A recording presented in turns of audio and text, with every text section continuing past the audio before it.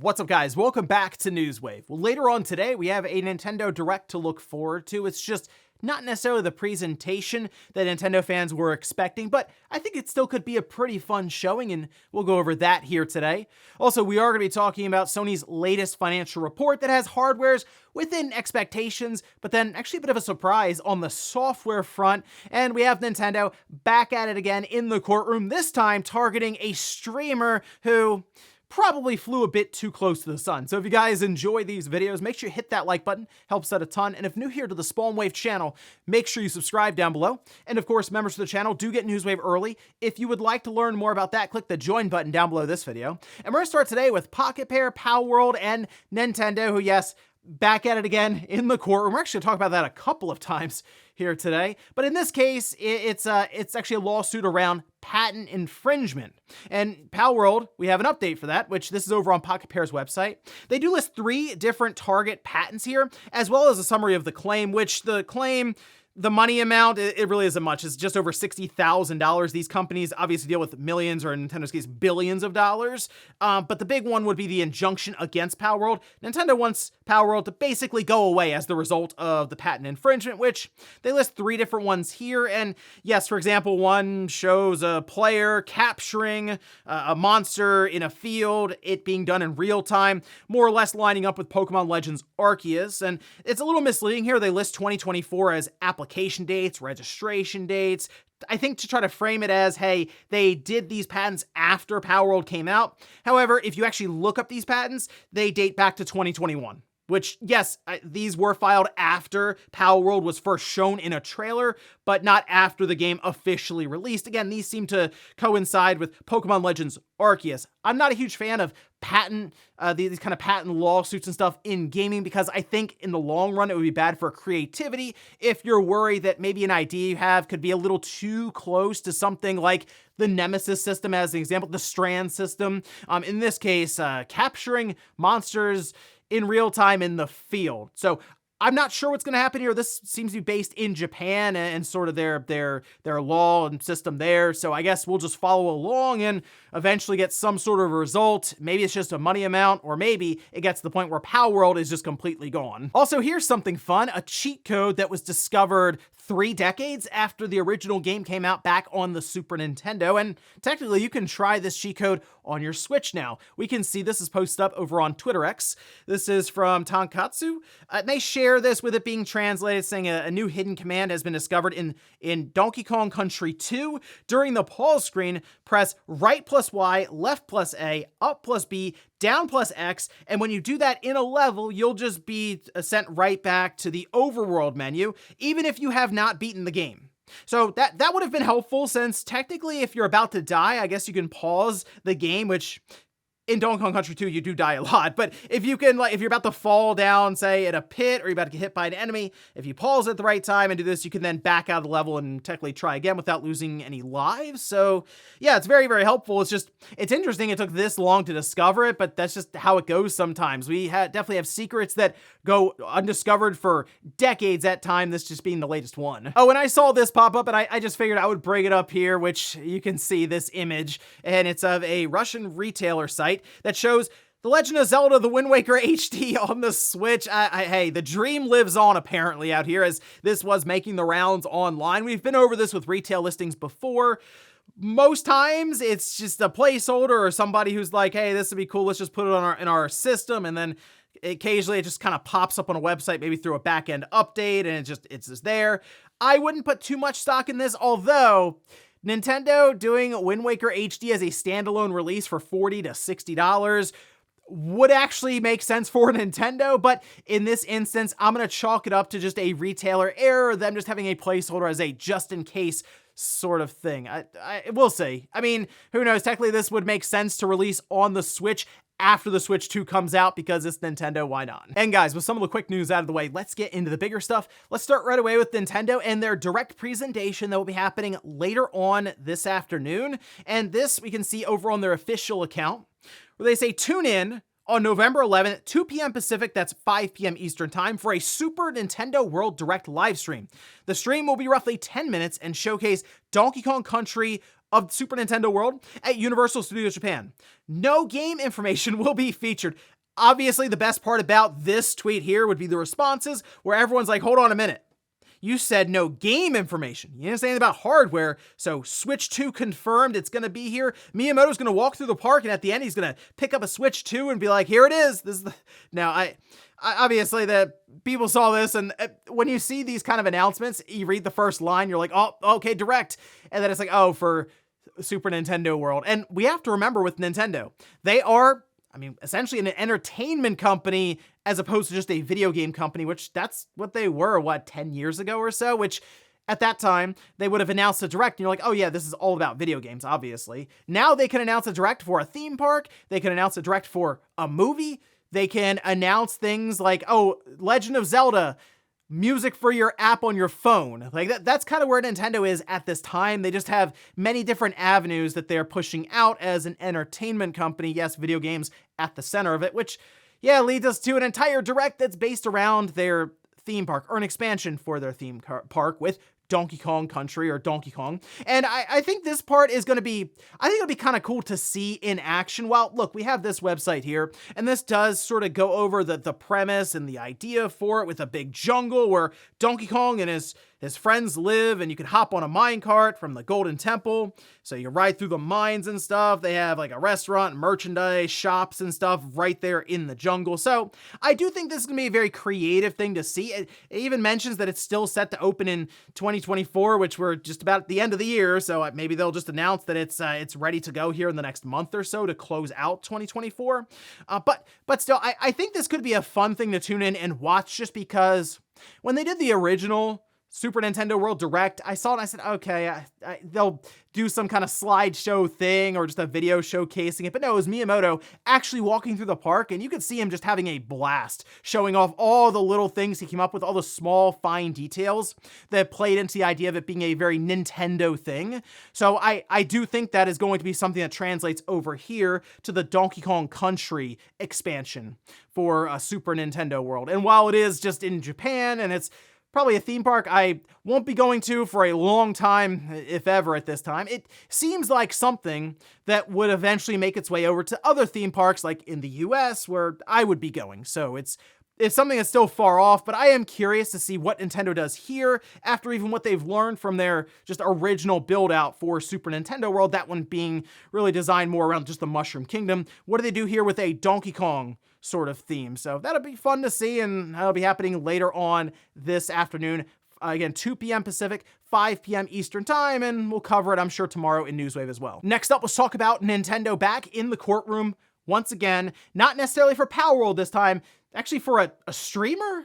Well, let's take a look. This is posted up. This is over on 404 Media, who did see the lawsuit, and they go on to say, Nintendo is suing a man who allegedly repeatedly streamed pirated and emulated Nintendo Switch games, sometimes before they were released, and at times directed his audience to popular Switch emulators and other piracy tools. They say the person's name is Jesse Keegan, who usually goes by Every Game Guru online, directed his seemingly small audience to pirate Nintendo games, and at times contacted Nintendo to tease the company directly.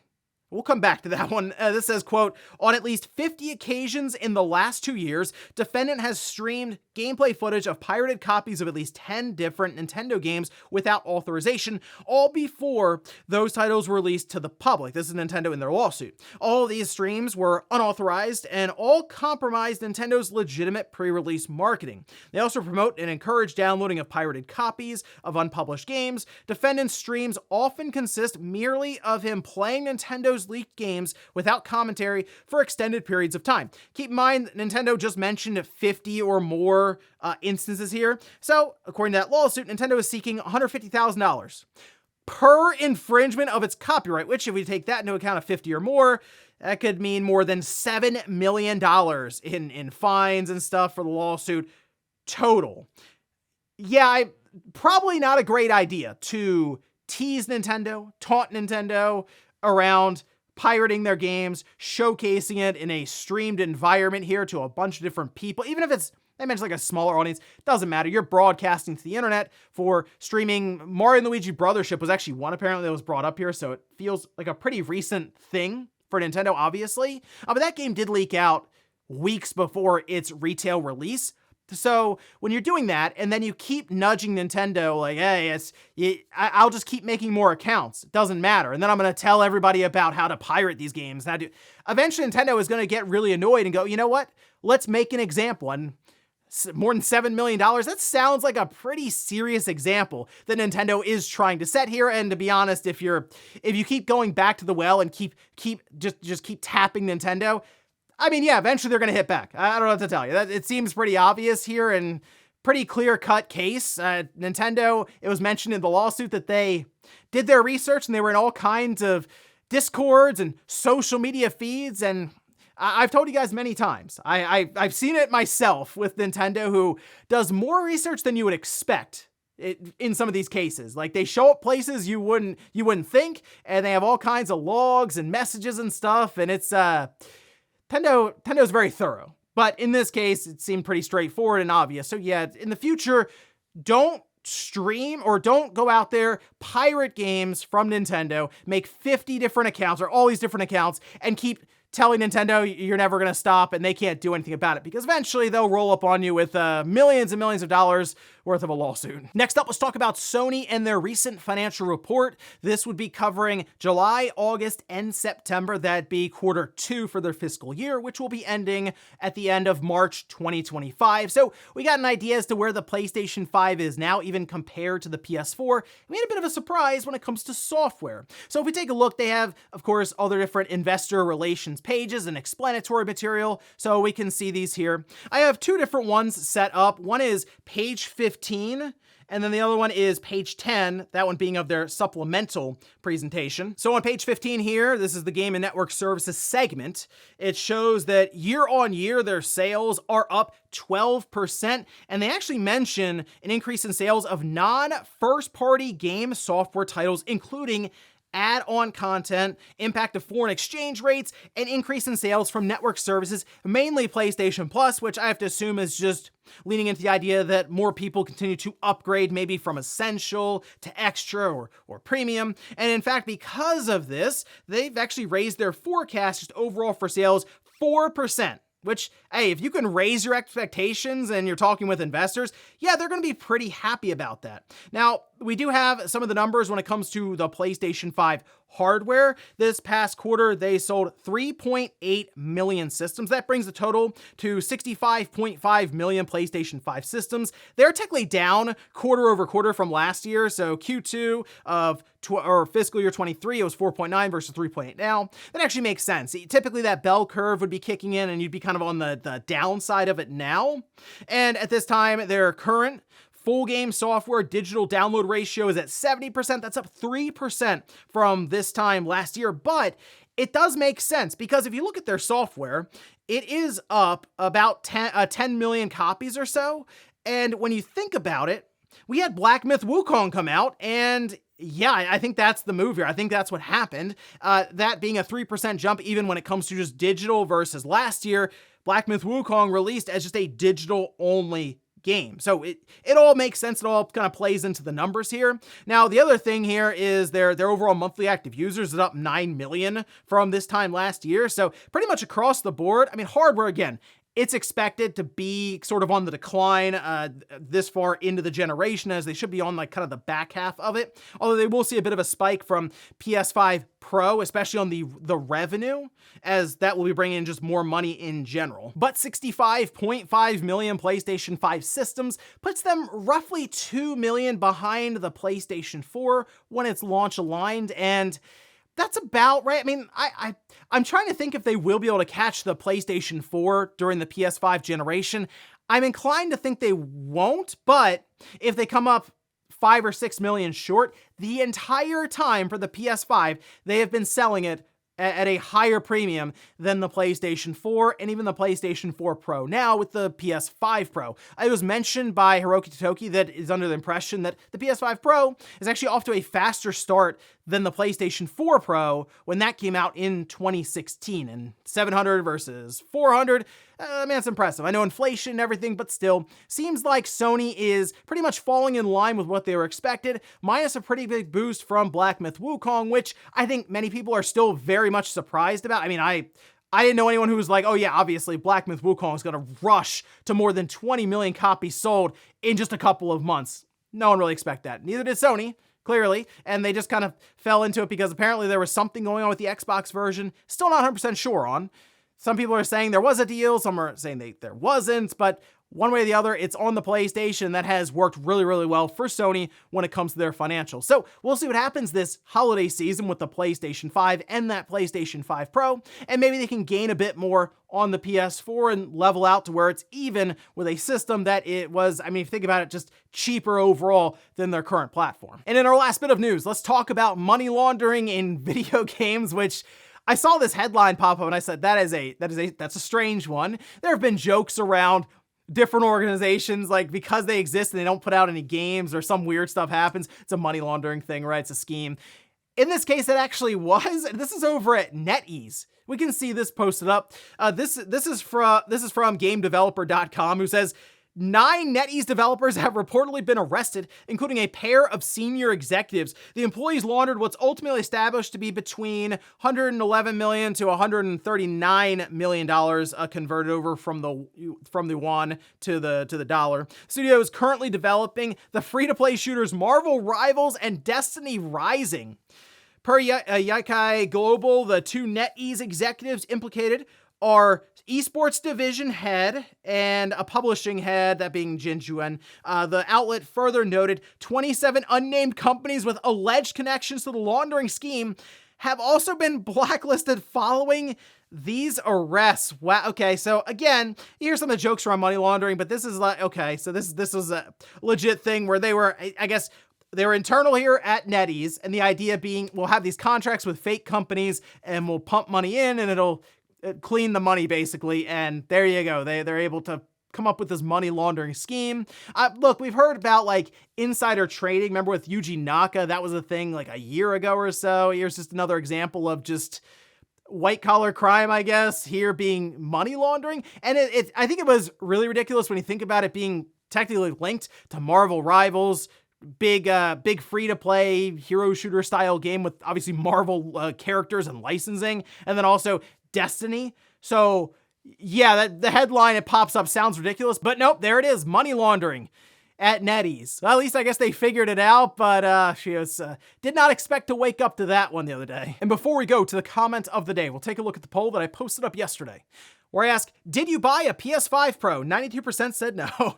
8% though said yes. I was looking through some of the comments here just to find someone who was like, yeah, I got it. It's awesome. There were a couple, but not many.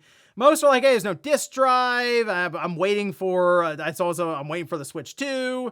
I'm waiting for a game that maybe comes out that takes more advantage of it, which I think right now is probably the way to go. Like, if GTA 6 shows up, because people are still going back and forth, is it going to be 60 frames on the Pro or is it still going to be 30? If it shows up and that's the only way to get 60 frames, I understand. You'll probably see a bunch of people go out and buy a Pro, specifically big time Grand Theft Auto Online players, because they'll assume that that's probably how it'll go with GTA Online. You need the upgraded hardware, and you don't want to wait for that PC version to happen a year, maybe even longer, down the road. So I think that's kind of where we are. It's interesting technology with PSSR, slight boost technically all the way around, CPU a little bit, but definitely on the GPU side. Just waiting for the big first-party Sony game to give you that aha moment, or just GTA 6, which obviously massive launch. If it can take advantage of the PS5 Pro hardware in a more significant way, that might move the needle a bit, but for now, probably a wait and see for many people. And we'll finish up with the comment of the day, as you're seeing here. This is from Heavy, who says, stop chasing the Fortnite trend. So I looked back and Fortnite really got popular. They did Save the World originally. They went to Battle Royale, free to play. That really propelled them then. I mean, they were just off into the stratosphere. But it was really around like 2018, almost midway through, that people looked around and said, okay, this is becoming a phenomenon. And it was impossible for studios, publishers, executives, the suits at the top to ignore it. And that's probably when they really set into motion, how do we copy this, basically? How do we reenact this for our company. And I mean, we saw a lot of the results of that, where many of them chased a trend that was kicked into motion then, and they showed up years too late. So I'm wondering if we've gotten through that initial cycle of development, and now we're going to start seeing games that come out here 2025, 2026, that are the result of them maybe pivoting away from trying to tackle a Fortnite-like game or a Fortnite trend. But who knows? I mean, we still get games that show up that just still kind of look like Fortnite, and it's like, oh, okay, all right, fine. That art style, maybe it was popular back then and people were like, let's make our game look like Fortnite. We should be past that now. Right? Like that, I think that is something we can sort of go over and say, you know what, moment in time, it made sense to take a shot at it. Let's try something new. Let's try setting the trend. Maybe that's a strategy going forward for some of these companies. We'll see. And ladies and gentlemen, that's going to do it here for Newswave. If you enjoyed this video, guys, hit that like button. If not, hit the dislike. Leave comments down below about everything we talked about here today. If you missed Newswave last Friday, I'll leave it up here in a card. Or maybe you wanted to see a full teardown of that PlayStation 5 Pro and check out exactly what Sony didn't tell you about some of the internal components, I'll leave that right below it. Thanks, guys, for watching, and I'll see you next time.